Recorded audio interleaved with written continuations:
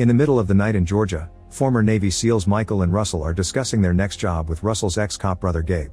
They must steal a safe deposit box from a bank containing important information related to a Jewish-Russian Mafia boss, and they agree they'll need the help from corrupt cops. Later they meet with officers Marcus and Franco to make a plan. Meanwhile, Russian crime lady Irina meets with two of her men, who have brought their latest victims in the trunk of their car. They've clearly been tortured, and one of the criminals presents Irina a bag with all their teeth, which gets thrown in the trunk before it's locked up.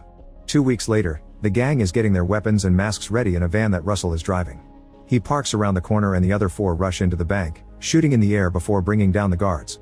The alarms are already ringing, so they only have 3 minutes to pull this off before the cops arrive. Gabe sees the bank manager trying to escape and goes after him to capture him. Then they show him some pictures of his home and his family to force him to cooperate. They take the manager to the vault and show him the number they want. After the guy takes out his keys and puts them on the lock, Michael pushes him off to open the box himself. Gabe notices a pile of cash nearby and takes some in his bag before they finally add the box. On their way out, they lock the door of the vault and throw the keys to the manager. Gabe is the first one to leave the bank and rushes to hide in a car while Russell gives him instructions on what path to take because he's tapping into the police's scanner. When the other three come out too, Michael puts 2 flashbang grenades on the door and the people run to hide in the vault. The trio joins Gabe in the car and they take off while Russell navigates for them through the radio. They travel calmly for a while, but suddenly a security dye pack that came with the money explodes in the bag. The car fills with blinding red smoke, making it hard to drive. They try to open a door to let out the smoke, only to end up hitting another vehicle and causing an accident that blocks the road, which leave Russell behind. The thieves decide to get out and open fire to force the people to run away, hitting the window of a guy that refuses to leave until he does so. Russell watches from afar and sees a wounded woman, which wasn't supposed to happen. Once they've stolen a new vehicle, they activate a bomb inside their previous one and leave before it explodes. The cops soon arrive and Russell leaves as well. Moments later, at a secluded area, the group drops all the stained equipment in the car. Marcus and Franco yell at Gabe for taking the money since it was obviously bait for dumb thieves to grab the dye. Franco even takes out his gun during the scolding, but Michael threatens him into putting it away. Once they're done, they shoot the escape car's gas tank and light it on fire before leaving. Later, Michael goes to a meatpacking plant, where Irina's men are carrying their victims in the meat trucks. Michael gives them the box to put an end to their mission. Meanwhile, Detective Allen goes to the bank to investigate the robbery and scolds the manager for not being careful about what he posts on social media. At the same time, Allen's nephew and former Marine Chris goes to the station for his first day of work. Soon Marcus also arrives and notices he still has some dye on his shoe and pants. The commanding officer partners Chris with Marcus, who complains about it and gets ignored. They patrol the town together but only take care of silly things like a woman being inappropriate in public. In his apartment, Michael uses a burner phone to call Franco and tell him they'll see each other in 2 days. Then he burns the SIM card in the microwave. Afterward, Michael goes to the meat plant, where Irina's men pat him down before letting him see her. Her nephew Felix runs to hug Michael, revealing he's his dad. Michael expects to be paid for the robbery, but Irina reveals that there is another mission to do first. When Michael tries to refuse, Irina threatens to not let him see Felix again. As Irina tells him about the next job, Michael notices a room full of federal agents, which worries him. Later, Irina calls her husband the Jewish-Russian Mafia boss, who is currently in a Russian jail. He says that Michael refusing to do the job is unacceptable and advises Irina to hurt Michael. That night, Russell gets a call from Michael saying they need to meet immediately. When Russell gets in his car, Irina's thug appears behind him and suffocates him with a plastic bag. Franco, Gabe, Michael, and Marcus meet up. An argument ensues over Irina's lack of payment and Michael tells them about the feds he saw, which means they need to behave. At that moment, they see Russell's car hitting a wall and rush to check on him as a second car drives away. They find Russell with the bag and covered in severe wounds, meaning he doesn't have much time left. Marcus holds a furious Gabe back while Michael shoots Russell to end his suffering. Michael tries calling Irina through the phone of her sister and Felix's mother Elena, but both women refuse to answer. Meanwhile, Allen and his partner Detective Trina watch footage of the robbery and can tell some of the thieves have army training. In the morning, the group discusses how to pull off the next job, which is a heist at the Department of Homeland Security. They'll need at least 10 minutes, which is impossible because the police shows up in 3. Franco has an idea: they could do a 999. This entails killing a cop, which would send all the police to the location of the incident. Marcus doesn't like the idea of having to kill a fellow officer, but Franco is happy to do it. In the end, they agree this is their only choice. Later, Marcus and Chris are called to a murder scene, where a car is burning down and 3 heads have been found on top of another vehicle. Franco is also there and treats Chris like a rookie, so Chris proves him wrong by translating the threat on the glass. Then he goes to interrogate some gang members, only for Luis to insult him and try to attack him. Chris blocks him and arrests him, causing the other cops to come for the rest of the gang. Furious, Marcus pulls Chris aside and scolds him for complicating things. Sometime later, Elena brings Felix to Michael's home for an allowed scheduled visit. They're late and Michael knows Irina is behind this. The next day, Michael drops Felix at Irina's and uses the chance to yell at her for killing Russell. Irina is unbothered and reminds him to do his job. The next time the group meets at a sauna and Marcus tells them their victim should be Chris because Alan will move the entire department for his nephew. When they go home, Gabe admits he doesn't like the idea of killing a random guy that hasn't done anything and begs to change the plan. Michael snaps and says they have no choice before pushing Gabe out of his car. The next day, Alan meets with a person in the naughty business. He bribes her with some money and learns that a working girl named Leah had taken too many uppers, causing her to share a secret. Her boyfriend had just committed a bank robbery. Meanwhile, Marcus and Chris enter the gang's territory. While Marcus talks to some locals to gather information, Chris tries to scold two teen gang members for their lifestyle, telling them to go back to school. Afterward, they secretly follow a criminal known as Termite, the main suspect behind the murder. They watch him pretend a bag of illegal powder is a baby to move it around in a baby carriage, hiding it in a car to drive off. Moments later, Chris gathers a team of cops to search Termite's apartment. Before they can enter, Termite opens fire at them from the window, so the officers fire back before taking the stairs. As soon as they break the door down, Termite fires at them again before running into another room to avoid being shot back. As more cops surround the building, the team searches the apartment and find Termite's baby on a bed. Then they open the closet and find a hole in the wall that takes them to the neighboring apartment, where Termite keeps all his security cameras and illegal goods. He isn't around, so the team goes downstairs, where Termite shoots at them again before running away. The cops start chasing after Termite, but as they run through the streets, other gang members like Luis fire at them to help their friend. This allows Termite to hide in a car and open fire as well. A gunfight ensues with car windows breaking all over the place. Some cops manage to force a few gang members into running, so they chase after them while Chris and Marcus continue to exchange fire with Termite. Suddenly a gun falls with no bullets, so Chris comes out of hiding, but this is a trick from Termite, who has a second gun. Chris quickly gets shot and Termite manages to escape. Marcus runs to check on Chris, who is fine thanks to the bulletproof vest. Afterward, Marcus goes after Termite, losing time when he gets stuck in a fence. When he's feeling better, Chris moves too and finds Marcus and Termite fighting over a gun. Chris waits for an opening and shoots Termite in the head. Then Marcus shoots Termite again out of frustration. Termite's death triggers a riot in town, so more cops have to come and arrest a bunch of gang members. Meanwhile, Michael is at a restaurant with Irina, expecting to see Felix. However, Irina says Felix isn't coming and hands Michael her phone. Elena and Felix are on the beaches of Tel Aviv and Michael barely gets to talk to them before the call ends. Irina did this on purpose to remind him who is in control. She gives him important details about the Department of Homeland Security building and mentions they have 24 hours to finish the job. Depending how well the job goes will dictate how long Felix will be away on vacation. In the meantime, Gabe is so depressed over his brother's death that he keeps making his addiction worse with Leah's company. Later, Chris and Marcus are at a naughty club with other officers when they're suddenly approached by Gabe, who asks to talk to Marcus.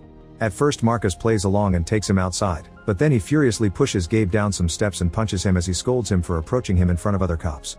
Gabe tries to complain about the plan again, remembering the Marcus he used to work with and pointing out he wouldn't kill an innocent cop either.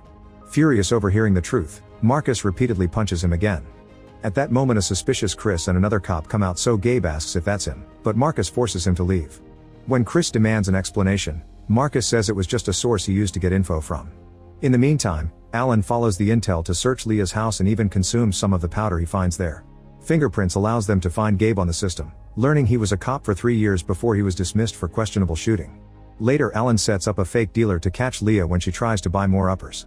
He takes her to his car and consumes her powder until Leah shares information about Gabe. Soon Gabe is followed by Trina, who finds him parking at Chris's house. She informs Alan of this and he immediately calls for backup. Hearing the police sirens, Gabe jumps over a fence to escape. Alan rushes to check on Chris and his family, showing them a picture of Gabe to see if they know him. At that moment, Alan gets a call with more information. Gabe had a brother called Russell who worked with someone named Michael as private military contractors. They were suspected of arms smuggling with the Russian Mafia, but the case was dropped after 4 witnesses went missing. The arms smuggling connects the guys to Irina, and Alan's captain wants them to go after her. Eventually, Franco calls Michael to ask him to do something about Gabe because he's under surveillance. Moments later, Gabe is hiding in a hotel and receives a picture of Leah wounded and tied up.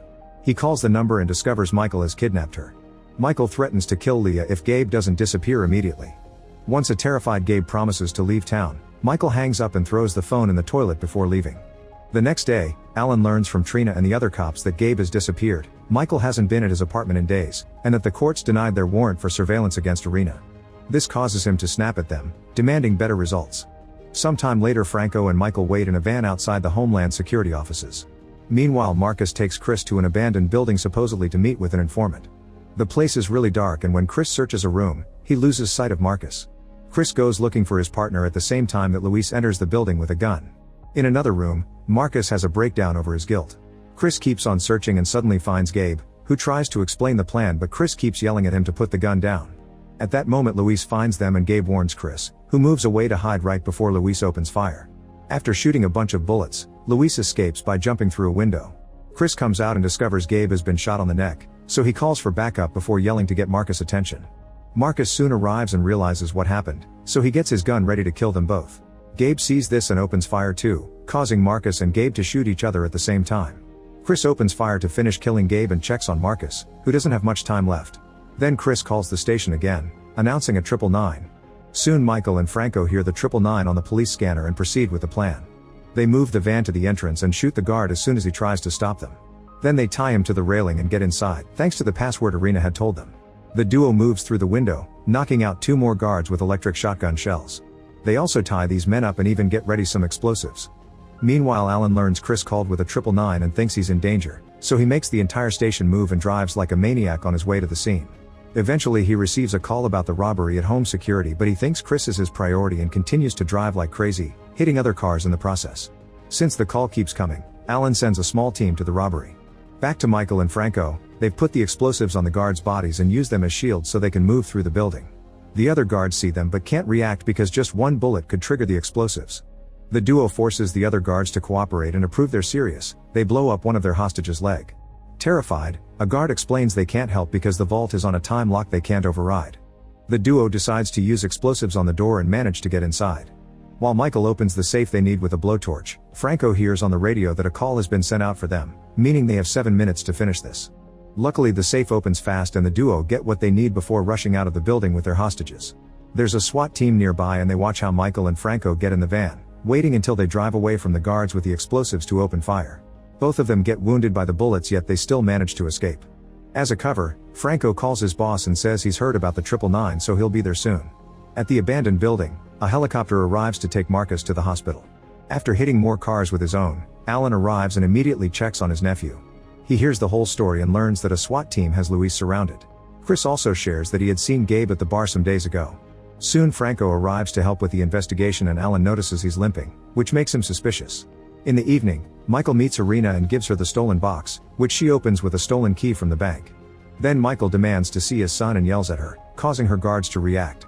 He immediately punches a man down and checks the car, only to find it empty. The other guard comes to knock him down, and after stepping on his hand, the guy shoots a gun near his ear, temporarily deafening him.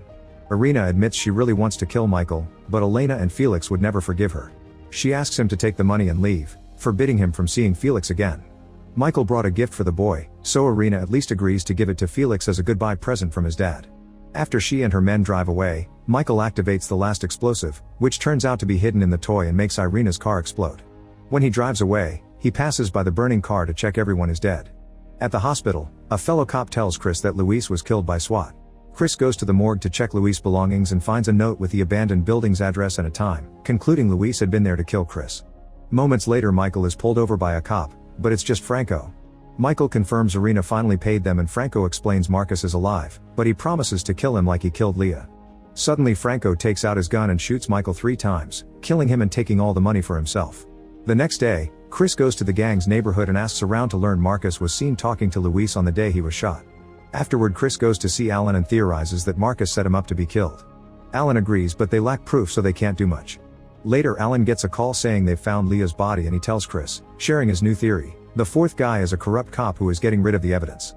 Next, Alan calls Trina and makes her check the records to see which officer found Leah's body. Meanwhile, Chris visits an unconscious Marcus in the hospital just to insult him. At that moment, Franco comes in and tells Chris they still need a full statement at the precinct. The duo gets in the elevator and Chris gets a call from Alan, who tells him Franco is dirty. Chris pretends it's his wife and quickly hangs up. When they get to the parking lot, they split to get to their cars. As soon as Franco gets in, he sees a tie hanging around the mirror and Alan on the backseat. Both men pull their guns out and shoot at the same time. Franco immediately dies and Alan is heavily wounded. Chris hears the shots and makes a call while Alan smokes a cigarette, leaving it up to interpretation if he bleeds out or not. Make sure to subscribe and turn on notifications so you can watch more videos like this. Thanks for watching.